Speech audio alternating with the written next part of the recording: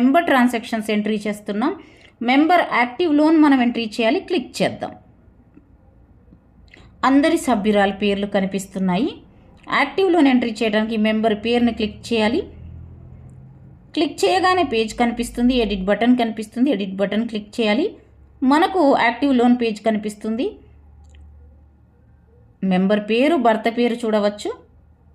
Loan number ఇక్కడ కనిపిస్తుంది, 10 కనిపిస్తుంది. మనం అన్ని క్లోజ్డ్ లోన్స్ ఎంట్రీ చేసిన తర్వాత వచ్చే నంబర్ యాక్టివ్ లోన్. ఇక్కడ 9 క్లోజ్డ్ లోన్స్ ఎంట్రీ చేశాము, అందుకే ఇక్కడ 10వ నంబర్ కనిపిస్తుంది. లోన్ అమౌంట్ అనితకి 1,00,000 రూపాయలు ఇచ్చారు. 1,00,000 రూపాయలు ఎంట్రీ చేద్దాం. కేటగిరీ అగ్రికల్చర్,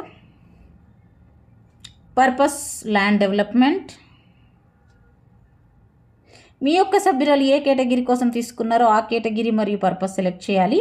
ఫండ్ సోర్స్ ఇక్కడ చూడవచ్చు, జనరల్ కామన్ ఫండే ఉంటుంది.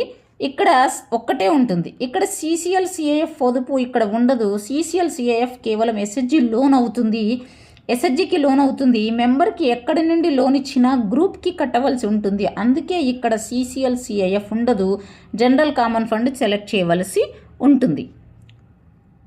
లోన్ డిస్బర్స్మెంట్ డేట్ ఇక్కడ 26/6/2024 కనిపిస్తుంది. ఈ డేట్ చేంజ్ చేయవచ్చు. లోన్ ఏ డేట్న ఇచ్చారో ఆ డేట్ ఇక్కడ సెలెక్ట్ చేయాలి. ఇక్కడ నేను అనుకుందాము 29/12/2023లో లోన్ ఇచ్చారు.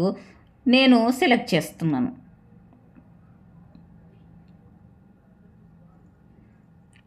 వడ్డీ రేటు 12% కనిపిస్తుంది. ఒకవేళ ఇక్కడ తక్కువ కానీ ఎక్కువ కానీ ఉంటే ఎడిట్ మోడ్ ద్వారా చేంజ్ చేయవచ్చు. Mode of payment cash, bank, online 3 options ఉన్నాయి. ఒకవేళ ఈ లోన్ నగదు ఇచ్చినట్లయితే క్యాష్, బ్యాంక్ ద్వారా ఇచ్చినట్లయితే బ్యాంక్ సెలెక్ట్ చేయాలి. బ్యాంక్ సెలెక్ట్ చేస్తే name of the bank, check number ఇవ్వాలి.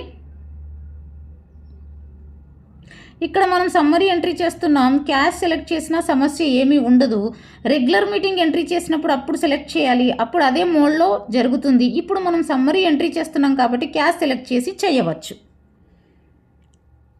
ప్రిన్సిపల్ రీపేడ్ 1,00,000 రూపాయలు అసలు ఎంత చెల్లించారు ఎంట్రీ చేయాలి. 30,000 చెల్లించారు. 30,000 ఎంట్రీ చేశాము. ప్రిన్సిపల్ అవుట్ స్టాండింగ్ 70,000 కనిపిస్తుంది. ఇది ఆటో క్యాలిక్యులేట్ అవుతుంది.